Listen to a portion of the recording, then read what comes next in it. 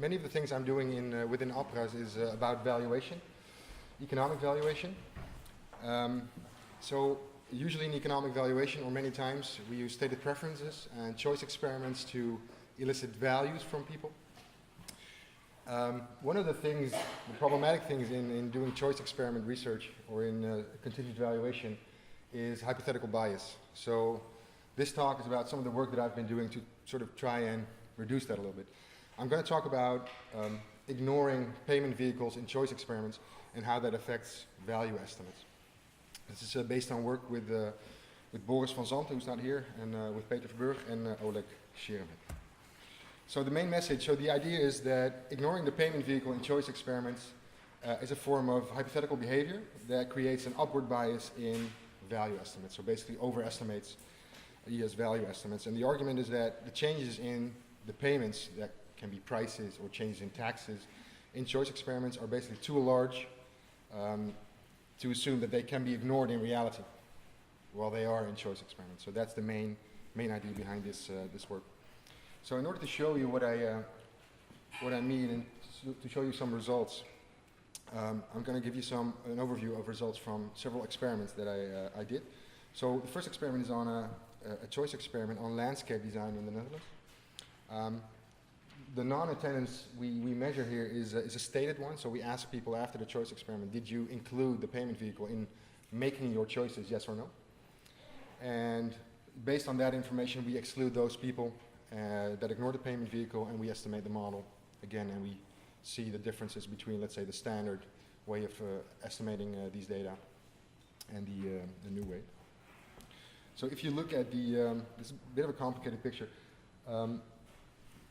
We estimated, based on these experiments, we estimated the model without a price attribute, which is on the left-hand side, and a model with a price attribute for 3 samples. So the full sample, which is in the middle, the stated non-attendance sample, so the sample of people that stated that they did ignore the payment vehicle, which is the lower one, and we estimated the model for the attendance sample, so the people that stated that they did include the payment vehicle in making their decisions.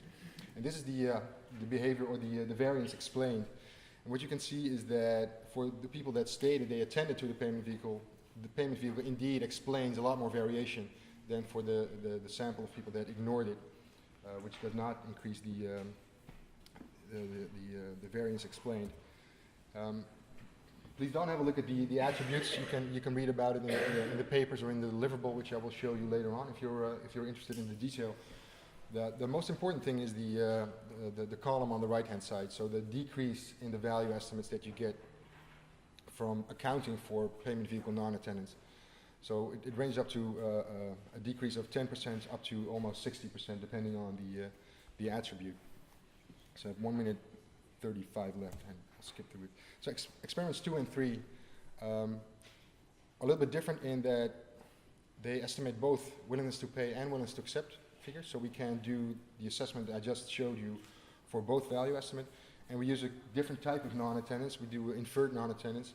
So we estimate a model that estimates the probability of non-attendance to the payment vehicle. Basically, the first result is that the payment vehicle in the willingness to accept experiments is ignored far more often than in the willingness to pay experiment. So that's the first result. And if you look at the value estimates, again, looking at the percentages, you see the same kinds of order of magnitude in terms of the reduction of the value estimates. So basically, this is what I would call, just for the storyline, a reduction in hypothetical bias you get from choice experiments. And what you also see is that it's larger for willingness to accept than for willingness to pay, implying that, thank you, the difference between willingness to accept and willingness to pay is much larger than what you would expect from, let's say, normal economic behavior. If you correct for payment vehicle non-attendance, the difference between willingness to accept and willingness to pay, which is the light gray bar on the right-hand side for both experiments, is much more in line with what you find in the literature on the differences between willingness to accept and willingness to pay. So, correcting for non-attendance to the payment vehicle in economic valuation experiments, essential. Value estimates are biased upwards without this correction. Willingness to accept is more affected than willingness to pay because it is ignored more often, so the bias is larger. and which makes that, if you correct for this, willingness to accept is a far more, sensible way of including, let's say, compensation value estimates in let's say, valuation exercises or cost-benefit analysis than it was up till now. So results are reported in a deliverable that's forthcoming in hopefully a couple of weeks, and in several papers, hopefully to be accepted soon. Thank you.